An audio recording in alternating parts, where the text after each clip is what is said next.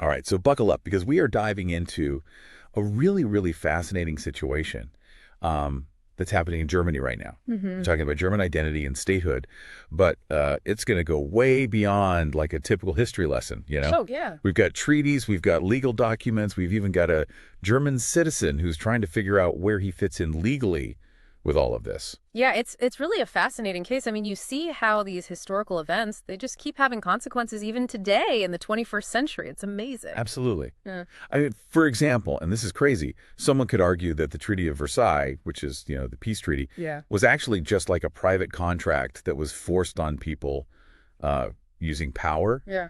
We're going to unpack that, and we're going to get into what it means for a country to be under supervised self-governance. Yeah. What does that even mean? Right. So to even get started with any of this, we need to go back way back to 1815 and the Congress of Vienna. So can you set the stage for us? What was happening back then, and why is it important for what we're talking about today? Okay, so the Congress of Vienna was basically redrawing the map of Europe after the Napoleonic Wars. Okay. And it's where they formally decided, the borders and sovereignty of the 25 German states in the Treaty of Paris. Okay.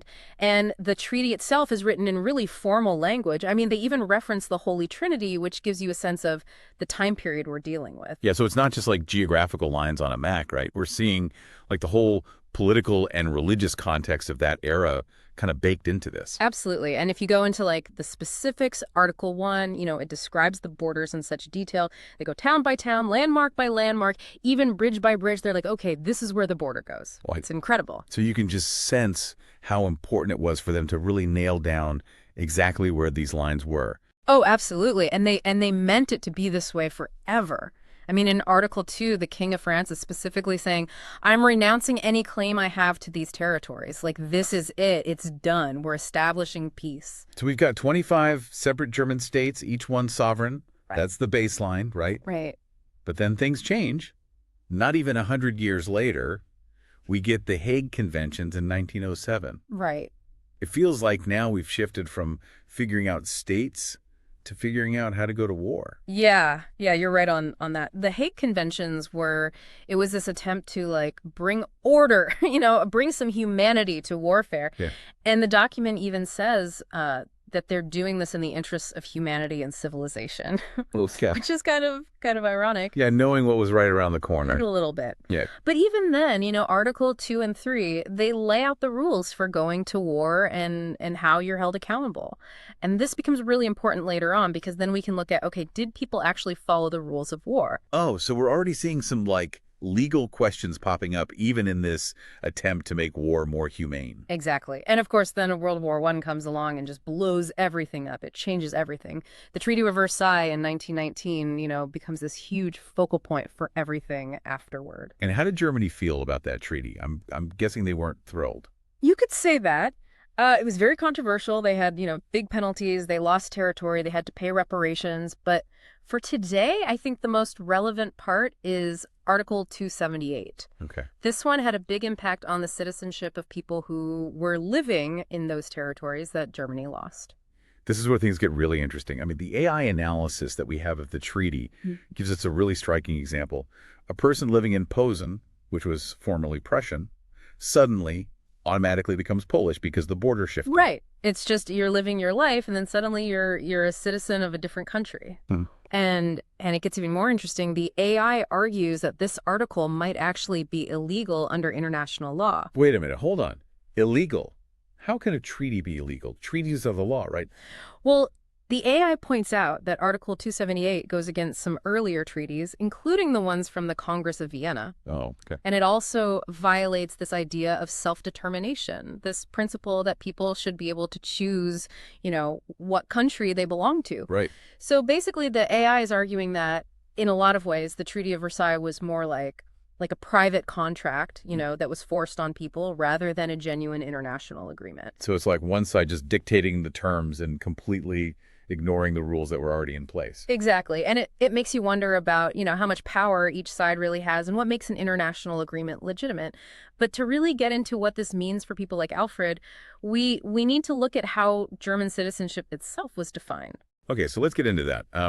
We've got the Reichs Staatsangehörigkeitsgesetz, the Rustag from 1913. What was the point of that? Okay, so that law was basically Germany's first real attempt to define what it meant to be a German citizen. Okay. And it's important to remember at this time, Germany is still a bunch of separate states. Each one had its own laws about citizenship. So being German wasn't as simple as it seems today. No, not at all. But then in 1934, under Hitler, everything changes. There's this new ordinance, a Verordnung, that completely rewrites German citizenship. It just wipes out all the individual state citizenships and creates this new unified Reich citizenship. And I'm guessing that wasn't just about simplifying the paperwork? No, you're right to be suspicious. Yeah.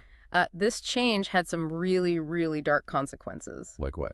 Well, for one thing, this new Reich citizenship mainly applied to people living in the colonies. So you're saying that German citizens were basically being downgraded to the same level as people in German colonies?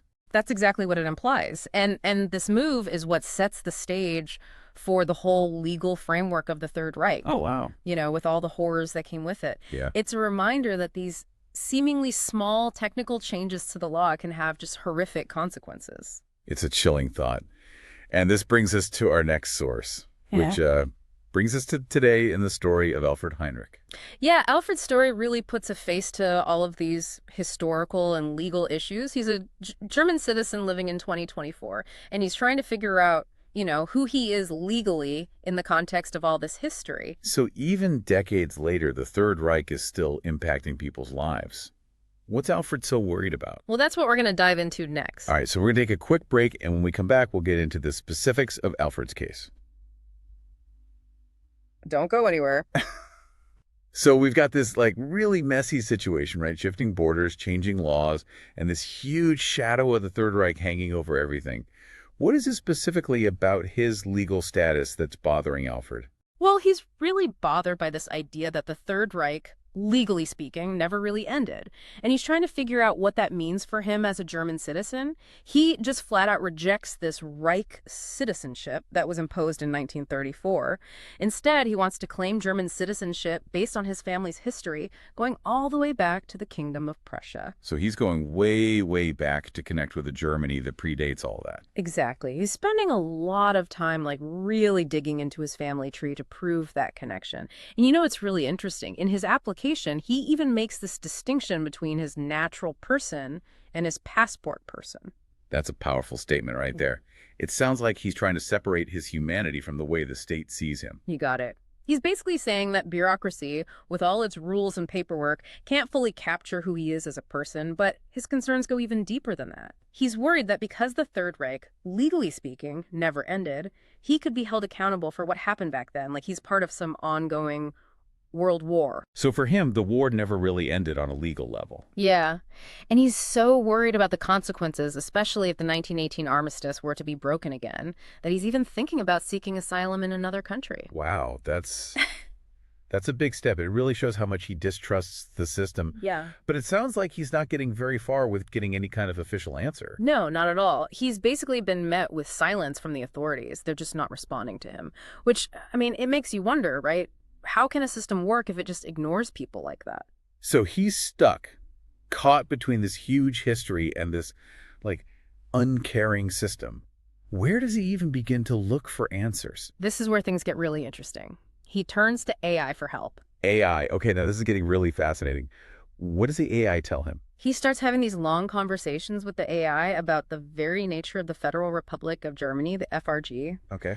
And the AI helps him understand this concept of supervised self-governance, which is how the FRG actually works. Supervised self-governance. What does that mean? Well, basically, it means that the main governing document, the Grundgesetz, came from outside. It was imposed. Oh. But the everyday running of things, that's handled locally. So it's like this weird mix of external control and internal autonomy. Yeah, that's a good way to put it. And the AI points out some things that are kind of unsettling about this system, like the fact that the new German states, the FRG included, they don't have their own founding documents. They don't. Wait, so you're saying they were basically created by the powers that occupied Germany after the war? That's what the AI is suggesting, yeah. And it goes on to say that even after the FRG was established, Germany didn't have full sovereignty because of the influence of the Allies. So the war, it's still shaping the country's very existence, even all these years later.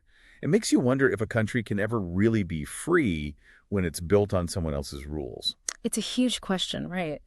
But the AI, it does offer some other perspectives too. Like it acknowledges that Germans did have a say in shaping the Grundgesetz. They worked within the limits they were given. So it wasn't all just dictated from above. There was some room for them to make their own choices. Exactly. And it also points out that the relationship between Germany and the Allies, it did change over time. It went from this occupier-occupied dynamic to a more cooperative partnership.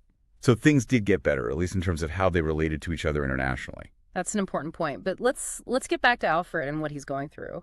How do these big issues about German statehood connect to what he's trying to do? Yeah, I mean, his story, it feels like this kind of microcosm of these bigger historical and legal dilemmas. You're absolutely right. He's trying to separate himself from this Reich citizenship that came from the Nazi regime. Yep. And he's looking for a different kind of German identity, one that's rooted in his family's history in Prussia. So he's making a statement, like, that part of history, that's not who I am. Yeah. But as we've seen, it's not an easy path. The authorities, they're not listening to him. And the foundation of the German state itself is tied up in this complicated web of history and legal technicalities. It's like he's up against this huge, powerful system, and he's just one guy.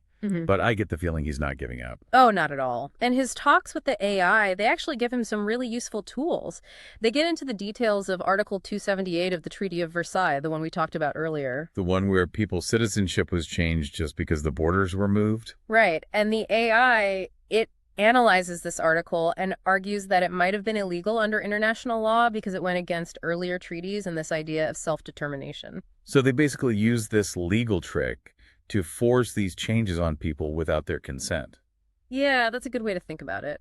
And the AI goes even further, suggesting that the whole Treaty of Versailles, in many ways, was more like a private contract that was enforced through power, not a real international agreement. That's a huge claim. It's questioning the legitimacy of the whole post-World War I world order. It is. And for Alfred, this is like a light bulb moment. It gives him a legal basis to challenge the system that he feels is ignoring his basic rights. So he's found a way to fight back against this bureaucratic machine. Yeah, he has. And armed with this new understanding, he starts exploring how he can assert his own legal standing. Like, remember how we talked about the difference between his natural person and his passport person? Yeah. He uses that to highlight how the bureaucratic process can be dehumanizing. And he even considers seeking asylum in another country, which shows just how desperate he is for a sense of belonging and security in a system that seems to be denying him both. His story is a really powerful example of how treaties and agreements, they're not just abstract ideas, they have real consequences for real people. Absolutely. And they often bring up these big questions about fairness, about healing old wounds, and about what it actually means to be a citizen in a world that's still dealing with the trauma of history. But this is just the start of Alfred's journey. There's more.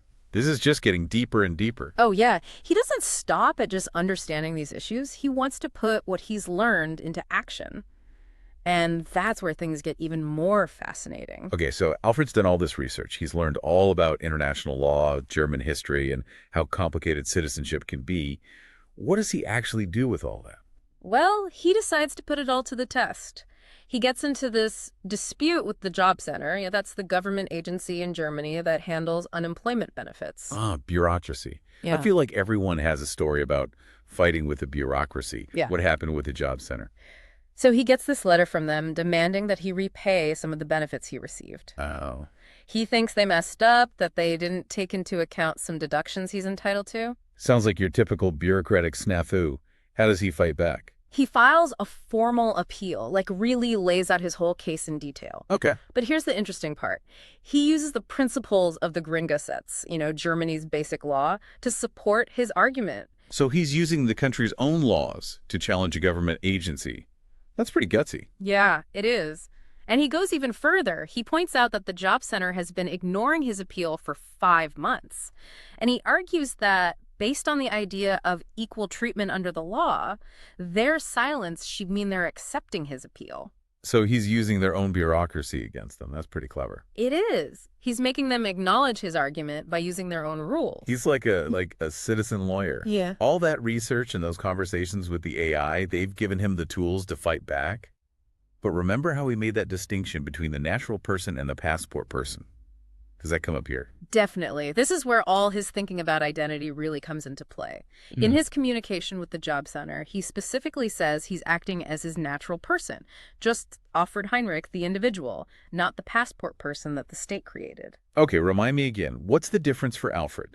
So for him, the natural person represents his inherent rights, the freedoms he has just by being human. Those exist whether there's a state or any laws or not.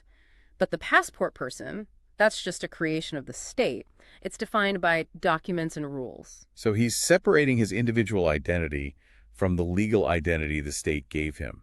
But how does that actually work in a real situation like this? He's basically saying, if you want to come after me for this money, you have to address your claim to the passport person, to the legal entity connected to my documents.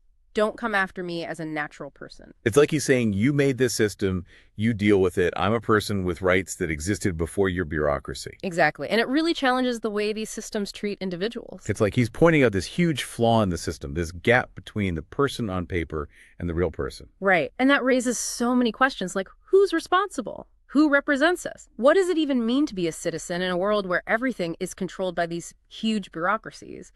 So as we finish up this deep dive, what's the big takeaway? What can we learn from Alfred and his journey into German identity and statehood?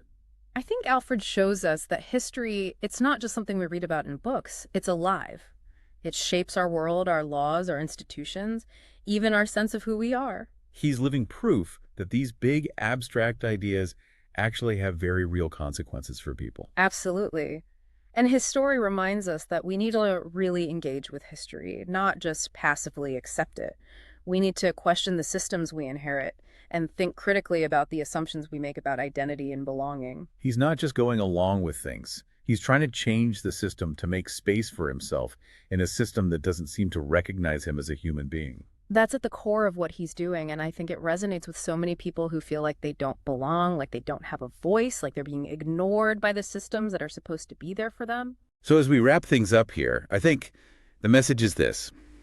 We all have the potential to be deep divers, to explore the history and laws that shape our world, and to challenge the systems that don't respect our basic rights and freedoms. It's about taking control, realizing that history isn't set in stone. It's something we can all help shape. Well said. And to everyone listening, keep those minds curious, keep asking questions, and keep diving deep. We'll be back soon with another fascinating topic that will make you question everything you thought you knew. Until then, happy diving.